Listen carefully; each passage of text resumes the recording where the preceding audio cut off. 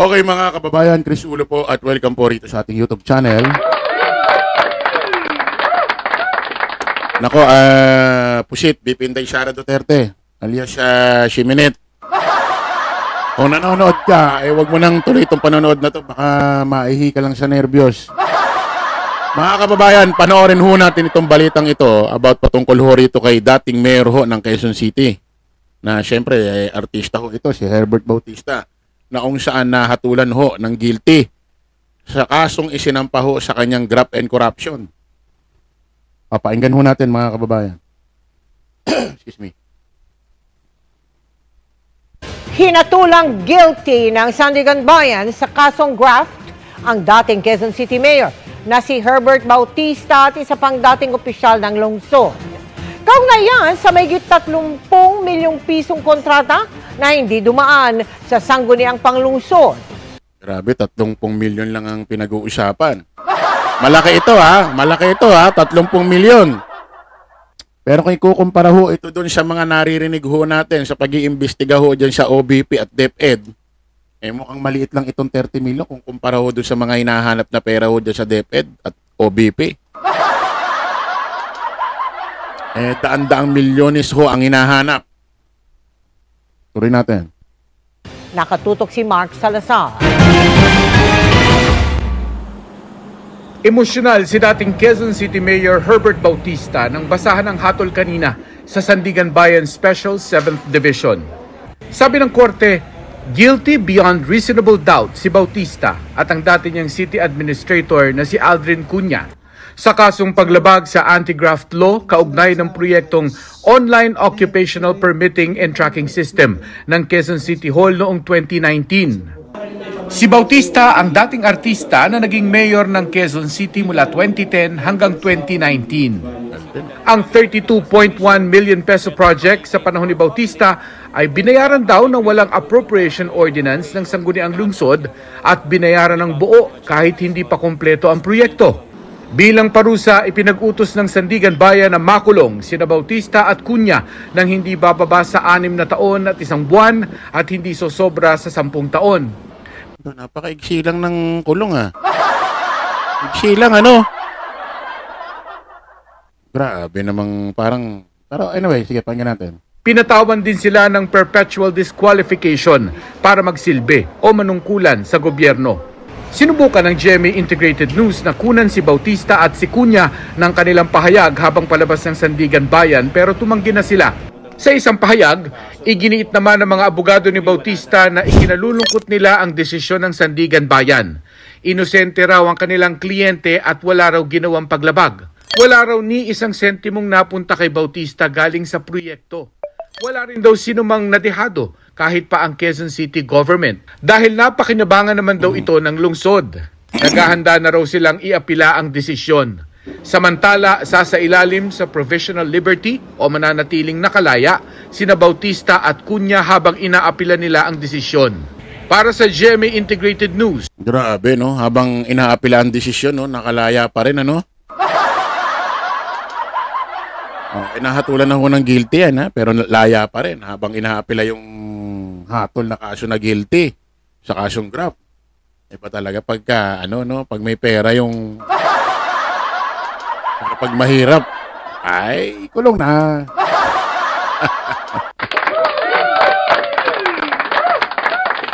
Alam niyo naman mga kababayan, ito hong pag-iimbestiga sa OBP at sa DepEd dito kay BP Inday Sara, hindi natin alam kung talagang mauuwi sa graft and corruption. Sa ngayon may mga nag-file ho ng impeachment para sa kanya. Tignan natin kung magagaya ho ito si BP Inday Sara dito kay Herbert Bautista. Pero grabe, nahatulan ng guilty, laya pa rin habang naghahatol habang inaapila yung kaso malupit talaga sa Pilipinas. Kaya siguro marami rin naglalakas loob na magnakaw, mandarambong sa pondo ng pera ng taong bayan. Ganito kaluwag ang batas natin sa kaso ng graft Kaya siguro may mga naglalakas loob din talaga Sa totoo lang mga kababayan, halos lahat ng nakasuhan ho ng graft and corruption ng mga politiko sa atin, nakulong panandalian, nakalaya May mga posisyon pa nga ngayon. Excuse me. Only in the Philippines talaga, mga kababayan.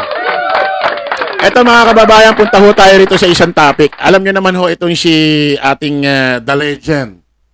Ito hong si dating senador, Attorney Ponce Enrile, nagbitaw ho ng medyo maaanghang ho na salita. Laban ho rito sa ginawang peace rally ho ng Iglesia ni Cristo. Na itong Iglesia ni Cristo, sinasabi nila na i-stop at or pabor sila sa sinabi ni Pangulong Bongbong na ihinto yung pag-impeach kay BP Inday Sara at tatugunan na lang ho yung mga pangangailangan ng tao. Sa akin naman, mga kababayan, although sinusuportahan naman natin si Pangulong Bongbong Marcos, bilang Pilipino, netizen, butante rito sa Republika ng Pilipinas, doon lang naman hindi ako pabor do sa sinabi ni Pangulong Bongbong Marcos. Kasi, ang iniimbestigahan ho rito, DepEd at OBP. At alam naman natin ho, ang DepEd, ang may pinakamalaking pondo ho na binibigyan ng pondo ng gobyerno, ang DepEd kasi ang DepEd ho ang nangangasiwa ho sa mga eskwelahan, especially sa mga pampublikong eskwelahan. Na alam naman natin na may pinakamalaking budget pondo ang DepEd, binabudgetan ng gobyerno.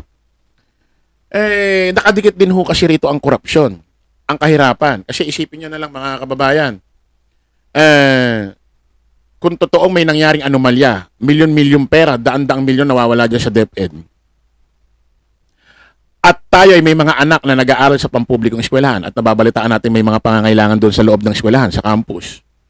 Especially nandito na sa Metro Manila, may mga pangangailangan pa. Paano pa yung mga pampublikong eskwelahan na nangangailangan lalo sa probinsya? Malayo rito sa Metro Manila. Although mayroong mga mayor, governor doon. Di ba? Kung may mga nangangailangan pampublikong eskwelahan dito sa Metro Manila, paano pa sa probinsya? Hindi nakadikit pa rin sa kahirapan dyan. Kaya ako, para sa akin, magkaroon tayo ng kapayapaan, peace. Sundin natin yung sinasabi ng Iglesia ni Cristo. Pero wag natin gawin pantakip, wag natin gawin dahilan yon para maitago ang katotohanan or mahinto ang pag-iimbestiga para malaman ang katotohanan. Kaya kapayapaan, peace, pabor ako dyan.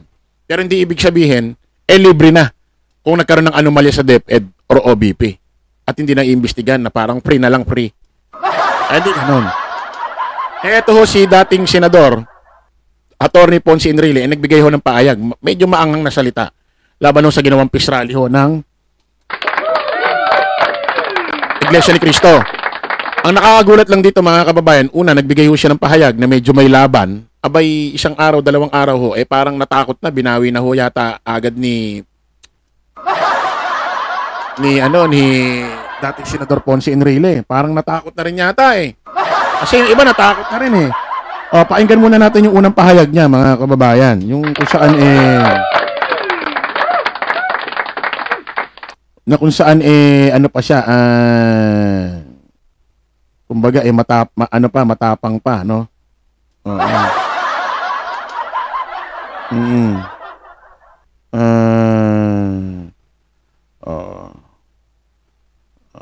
Asa na ba?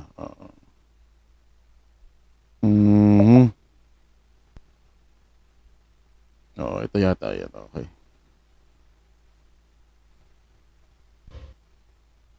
Ko lang. Sorry naman. Ito yung sinasabi niya na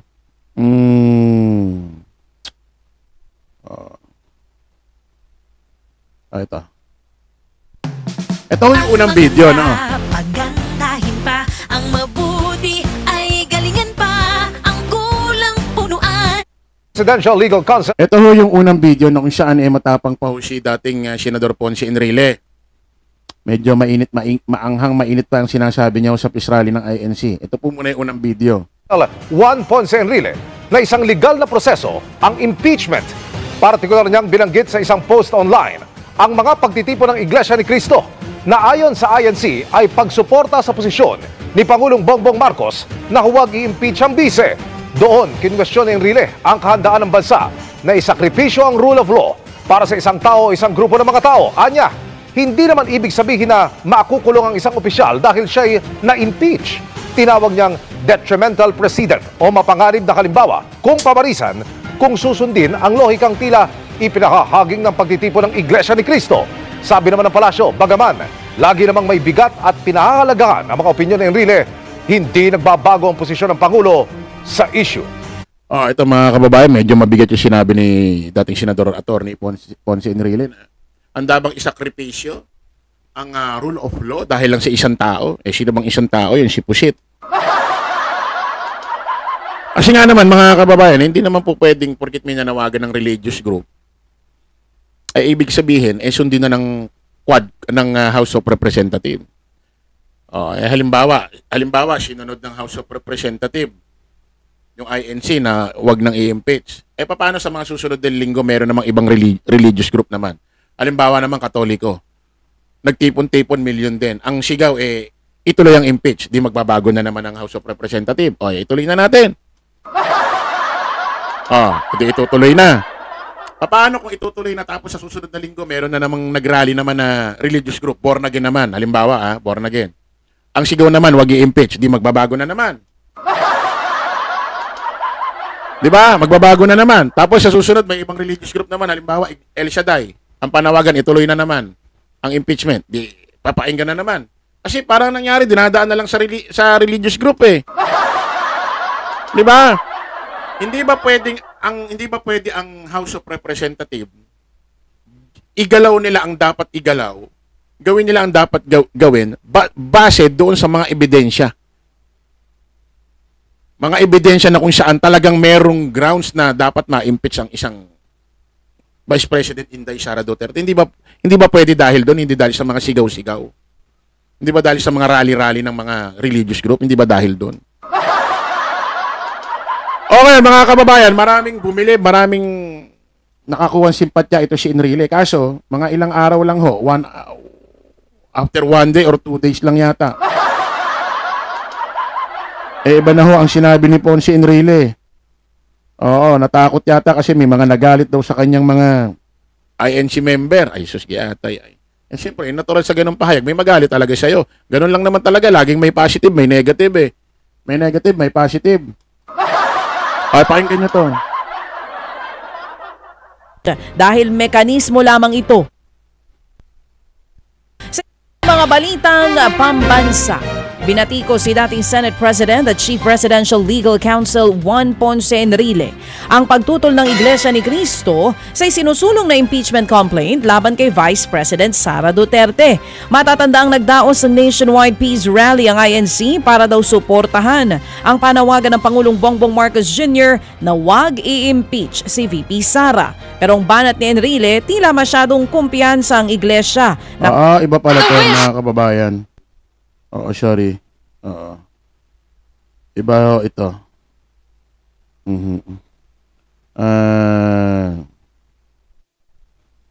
Ibang ano yan, ibang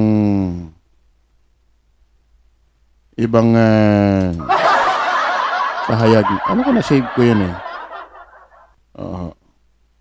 Wait lang Siyensya na medyo nagka-problema yung ating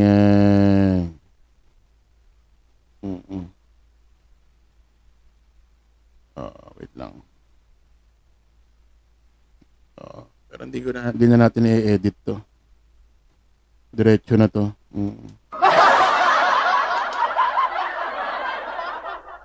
Saan na ba yun?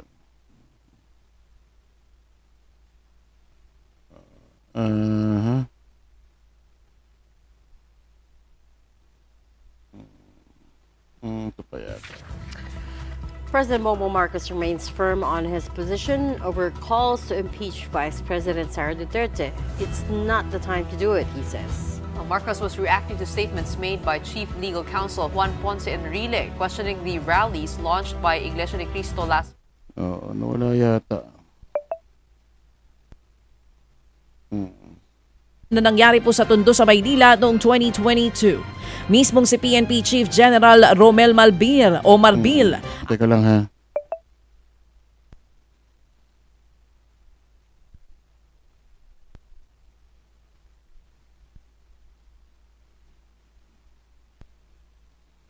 Kasi meron ho siyang pahayag na nagbago na ho ang kanyang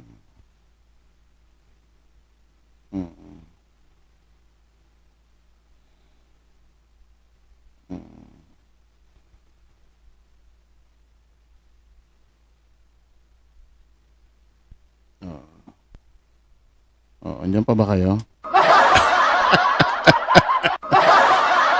Edit ko na nga lang ito. Oh.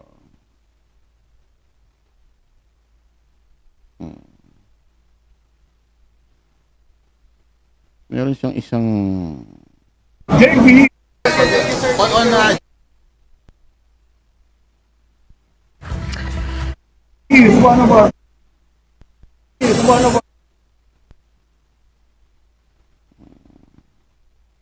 Iginit yung Pangulong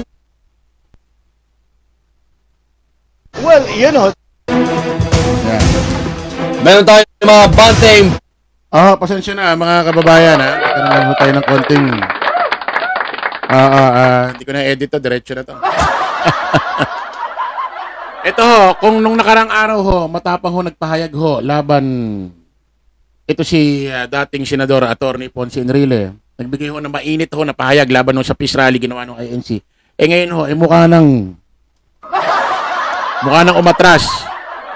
Pakinggan nyo to mga kababayan. Balita, Enrile nagpaliwanag na hindi siya kontra sa INC kaugnay sa National Peace Rally. Umabante sa palinang yan si Abante reporter Eileen Taliping. Nagpaliwanag si Chief Presidential Legal Counsel at dating Senate President Juan Ponce Enrile kaugnay sa naging pahayag nito sa ginawang National Peace Rally ng Iglesia ni Cristo. Sa kanyang social media post, sinabi ni Enrile na hindi siya kontra sa INC dahil alam niyang karapatan ng bawat isa at kahit na sinong grupo ang maglunsad ng mapayapang pagtitipon at magpetisyon sa gobyerno para maitama ang kanilang mga hinaing. Wala niyang question sa mapayapang rally, subalit wala siyang nakitang hinaing na natugunan, bagkus ay mas nangibabaw ang tilaan niya political pressure upang hadlangan ang mga sangay ng gobyerno para ipatupad ang kanilang mandato ng naaayon sa konstitusyon. Sinabi ng kalihim na marami ang nagalit sa kanya, lalo na sa mga miyembro ng INC, kaya kailangan niyang ipaliwanag ang kanyang inilabas na pahayag sa kanyang Facebook account. Ipinaubaya naman ng kalihim kay Pangulong Ferdinand Marcos Jr. ang pakikipag-ugnayan sa dalawa pang sangay ng gobyerno upang mapanatili ang kaayusan at pagkakaisa para sa epesyenteng operasyon ng gobyerno sa lipunan. Tanging si Pangulong Marcos lamang anya ang makakagawa nito bilang hinalal na presidente ng bansa. Ako si Eileen.